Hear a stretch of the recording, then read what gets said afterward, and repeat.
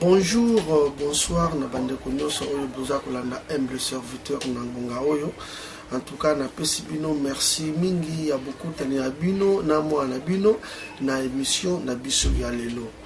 Donc c'est dans une douleur ya kozwa information au Toyoki ya liwa ya papa Etienne Tshisekedi wa Mulumba. Oui, biso nyonso toyebi valeur ya papa wana na tanyo so oye abandaki politique na ye ti na ndenge akufi na yebi ke y avait la divergence sur le point ya ba opinion ya comportement ya papa wana ya façon ya politique na ye mais lelo papa azalité alors na respect ya ba wei nde humble serviteur pe alamuki po azali moko ya baye oyo bazalaki na divergence sur le plan des idées et de la politique. Il y a papa Nabiso Etienne Tshisekedi wa Mulumba. Oui, selon la culture, les akoloba Nabiso ke mouei soki akufi balobaka mabe na ete. Culture et biso ke mouei akufaka na likambo ya moto te. Alors, ngai na vandi na réfléchir, na comprendre que ezana bloc mususu nous ne pouvons pas le laisser partir sans pourtant aussi qu'on peut sa leçon na génération oyo ezali kobotama parce que mon culture est bomi pe milimo ya batu ebele pour la culture batu ba perdre ba vie pour la culture batu ba perdre avenir il y a toute une nation likolo kaka ya kolanda culture. Or, la culture, wana tanga sale makaba biso to botama te, mais faut to landa yango pe na bokebi pour na koboya ko se tomber na berreur ya culture pour génération na biso to na beaucoup à faire surtout pour na mboka na oyo ezali occupé oyo libération na ngoto ebité so koyaka mu colonel. Mais selon le répertoire na ngai soki na zongi na za d'accord te na tradition ou bien na culture oyo za koyebisa biso ke soki mowe ya kufi balobaka mabe na ete. Pour histoire, pesa koloba na biso ke tango Mobutu akufaka, il y a beaucoup de gens au bafetaka. Voilà. Tango Kasavubu akufi, batwa impère bafetaka.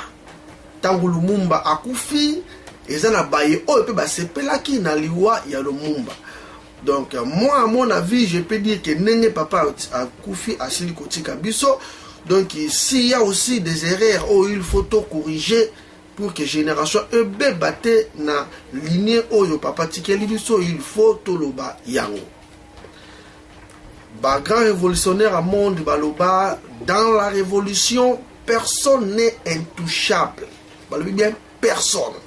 Donc ce qui tout sont na Fidel Castro, langage na ezala toujours nenge moko. Personne n'est intouchable. Abundisa Batista yewana maintenant qui na kongona ndenga kufi to moni nation mobimba eleli. Pourquoi mutuana asalaki malamu pona mboka na ye. Lelo Thomas Sankara pe akufa, c'est toute une nation qui l'a pleuré pour misala na ye par rapport à mboka na ye et monana na miso ya bat. Mais nous ne pouvons pas seulement combattre la culture pour ne pas dire les vérités. Oui, ça dit que mboka wana dans le chaos. Pourquoi? Parce qu'il y avait un individu qui, certaines personnes ont espoir pour élever l'évolution ou bien le développement du Congo, mais Moutouana a sali yangote, a travaillé contre l'ennemi en Mbokawana. Alors, donc nous ne pouvons pas utiliser l'adage culturel pour un peu couvrir ces erreurs. Non, donc là, humble serviteur, je me suis réveillé aujourd'hui pour n'accomplir sa lumière. C'est juste une lumière dans un pour la génération Yassika. Biso pour humble serviteur, un jour, tu vas pour tous les balibangate, mais naebi que un jour, ce qui n'a koufi grâce à l'émission Oyo, les gens battu au bakolobela que oui, quand on a biso wana, après ça biso une lumière pour dire que toute mort, mort, il y a des morts qu'il faut d'abord réfléchir et après, au tali, si vraiment la personne ou Yakoufi a contribué de l'épanouissement, du développement de ce qui était son arme de combat. Alors, on a un répertoire, selon moi, j'ai vu que personnellement, on a des jeunes agresseurs, ils ont décidé qu'ils étaient là. Papa Etienne Tshisekedi doit Mulumba. Donc nous n'allons pas pleurer. Liwanaye pour des raisons simples autres. Mais nous avons un regret de perdre ces papas-là. Donc il y a une différence entre pleurer la mort d'une personne et avoir un regret de la mort d'une personne. Sur ce point, lelo ngai naza moins kopé sa lumière pour na makambo iye. Biso population toyebi valeur ya papa wana na combat oyamene, mais batu ya MPR bayebi valeur ya papa wana na comédie oyamene. Donc le combat que nous considérons biso population, mais eux l'appellent comédie. Pour Azali Moko Katia Bango, il a beaucoup participé à la destruction Yambo Kawana. Sur ce point, moi, M. Serviteur, j'ai au moins décidé de révéler les 12 crimes de M. Etienne Tshisekedi Wamulumba. Après, Yakoyoka 12 crimes oyo ngai na élaboré sima na kosenga na yo ndeko kolanda vidéo oyo yo moko zwa décision si et seulement si tu penses que tu peux pleurer monsieur Etienne Tshisekedi Wamulumba ou tu vas seulement regretter sa mort. Je commence. Crime numéro 1 oyo monsieur Tshisekedi Wamulumba. Je cite: avoir participé à la mort de Lumumba et manquer du respect à la plan Capo. Voilà.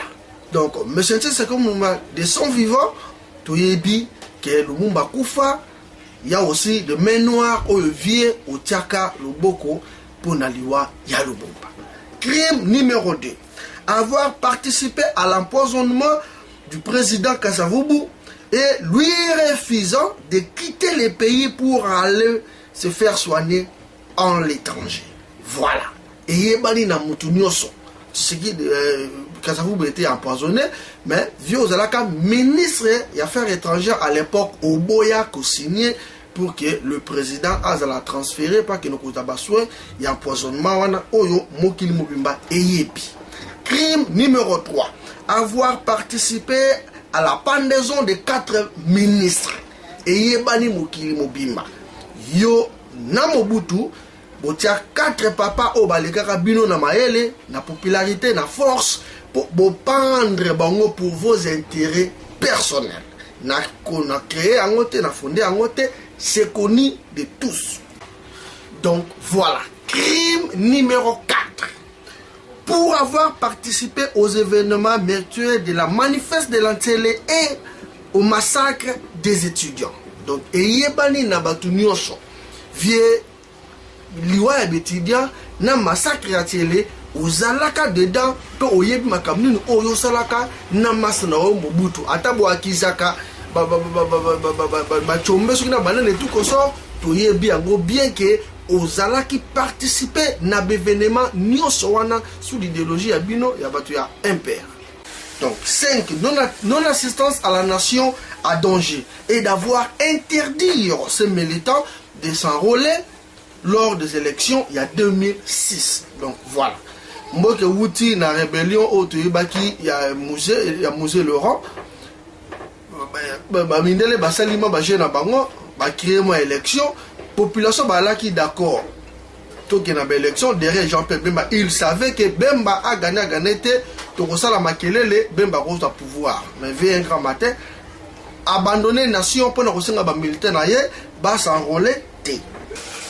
6e crime, pour avoir prêté serment dans la résistance dans sa résidence privée plutôt et mettre le pays dans un chaos au moment où la population était déterminée pour en finir avec Hippolyte Kanambe. Voilà.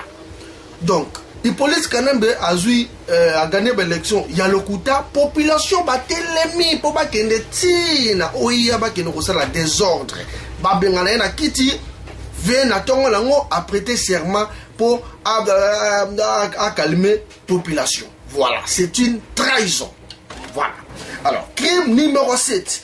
Pour avoir, d'abord, pour trahir la nation après les élections en obligeant la population de ne pas revendiquer leurs droits et à créer un slogan qu'on appelle Bokenekola la Pongi Yaba Bébé. Ça, c'est un crime contre la population. Nassance Nini. au prêter serment na yo na tongo batu balamuki ou le sali point de presse batu tout balanda ou calmer population ba qui ne ko se revendiquer te ponini tu avais toujours ton intérêt ya koluka Hippolyte Kanambe a toujours émergé na lukuta ya pouvoir oye azwaki. Crime numéro 8, le crime le plus grave, cela veut dire quoi? Pour avoir escroqué et détourné de l'argent de l'impérium dans la diaspora. Voilà. Donc, vieux batuba contribuer qui pona impérium oyo osengaki biso. To kamata ki ba mbongo to contribuer to pesi yo na parti na yo. Vous avez détourné cet argent pour aller même voire même acheter des villas dans des pays différents. C'est un crime. Crime numéro 9. Pour avoir participé au massacre de la population lors de ces meetings et de la diffamation du charnier de Maluku. Voilà. Batuba Koufi n'a pas arrivé d'ailleurs Kolunga Félicite Kuna Batuba Koufi n'a pas meeting organisé. Les ONG se sont motivés pour n'a pas dénoncer ba crime wana et bon matin oye au diffamer yango pour tes slogans yamaka ba dialogue yamaka belé belé. Donc voilà, c'est toujours un crime. Crime numéro 10. Pour avoir trahi la population en les demandant de manifester pacifiquement lors du 19 décembre 2016. C'est connu, le 9 décembre, le pouvoir politique Kanambe est sili. Le 19, Batouba s'est révélé, pour pas bien yo wano sali vidéo tous la yango ozo la population ba se manifester pacifiquement. Donc yo papa ya nation baza kobuma ba na yo o maintenir na no website biso ba kanga ye ba ela oye. Tu n'as pas fait ça, tu as calmé la population toujours pour continuer dans l'occupation. Et chose grave encore, il a même refusé de reconnaître la légitimité de Kabila. Mais après, ce qui est très étonnant, mes frères et sœurs, il a accepté de dialoguer avec Hippolyte Kanambe. Chose grave. Ce qui te lobby, oh, tout ça, oui, papa, mais c'est que moi je dis. But la vidéo est allée pour couper sa lumière. Parce que mais ma vidéo sera comme une leçon à suivre à tout politicien, à tout politicien Yambo Kawan. Crime numéro 12. D'avoir détruit l'avenir du pays en accompagnant l'occupation rwandaise avec ses collègues évêques de la Sanko pour un dialogue qui n'aboutira à rien. Voilà. Donc, le 12e crime, M. Tshisekedi wa Mulumba a sali Nambo Kawana. Donc, le Soni Yasuka. Voilà. Donc, le crime Yasuka, M. Tshisekedi wa Mulumba a sali. Donc, le pays était dans un chaos parce que le président n'existait plus. Et le que Senaka Kawana, c'est laisser la population de se manifester jusqu'à tel point que Hippolyte Kanambe va quitter le pays. Vie au créer les biseaux, dialogue avec la Sanko, Binowana Tina Shiko, dialogue avec Abouti, le Komorote, Bozako Oué la Bapost, Nandenge le Lovier, au Kouf. Donc voilà, Bande Konangaï, Oyo Ezali, les 12 crimes de M. Etienne Tshisekedi Wamolo. C'est ainsi, sur ce point, ndenge na lobaki na début, ndenge pe naza ko conclure na émission nangai en disant quoi? Neko nyonso oyo vandi na Congo to se retrouver partout dans le monde entier. Humble serviteur na ba jeunes agresseurs ba pekisiyote o s'exprimer opinion na yo par rapport ya liwa ya monsieur Tshisekedi wa Mulumba. Soki Olanda Kabiso na maemaso o biso to décrire il y a 12 crimes oyo monsieur Tshisekedi Mulumba asali na mboka wana. Soki conscience na yo esengi que olela été tu es libre. Mais biso quand même te dévoilant na télé que nous allons pas pleurer la mort de monsieur Etienne Tshisekedi Mulumba parce que il n'a laissé rien comme héritage na génération future. Mais nous avons un regret. Regret à nini to souhaiter qu'il fallait papa wana zalaka ka envie amona ndenge ni génération la biso oyo to lungaki to chicoter ye politiquement na berer oye asali. Voilà parce que regret na biso ezali. To lunga te faire voir na que papa vous avez fait autant d'années mais na baneno so yo sali au sali na yo comme côté au participer na liwa ya batu au bomisi batu au sali boye au zongi boye mais telle biso génération a chikatoye occupation rwandaise et sili to unifier pays to développer pays. Mais malheureusement papa a sali nini akufi. Donc il regrette na biso yango wana bandeko. Yondeko mono kolela papa était c'est que dans mulumba lela. Yo moni pe ketono ozana regret c'est qu'on rejoindre cannabis. Donc na sengi na mutu nyonso ndenge na lui pe na bandeli bien naza ko obligé mutute alanda le jeune agresseur. Sauf que un nationaliste et un patriote ou akolanda vidéo oyo a comprendre que oui les jeunes agresseurs ont raison. Et phototika l'idéologie culturelle bande konangai. Ndenge na utu koloba peloko epesinga kanda makasi. Mowe isuka akufi balobaka mabe na ete, mowe isuka akufi azalaka na likambo na moto te. Donc ce qui mowe a violaki mwana na yo tango akufi bosana ndenga violaki mwana yo. Donc ce qui mowe ayibaki yo a détruire vie na yo soka akufi bosana yango. Non.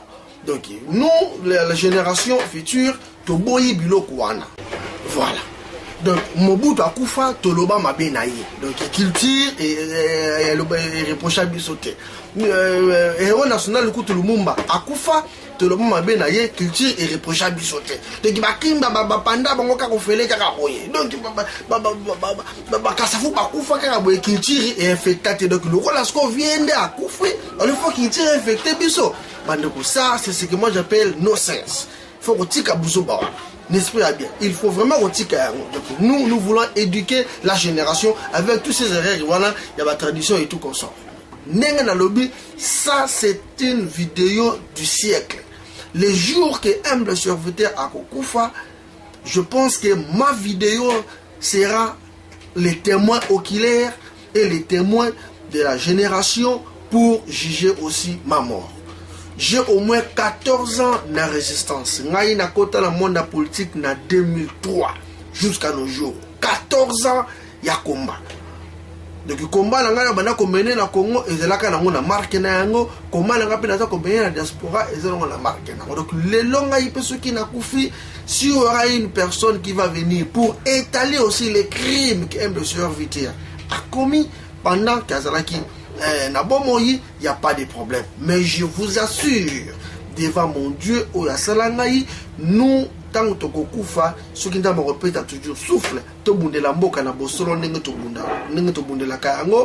je pense qu'il y aura des fleurs qui seront jetées dans la tombe Nanga.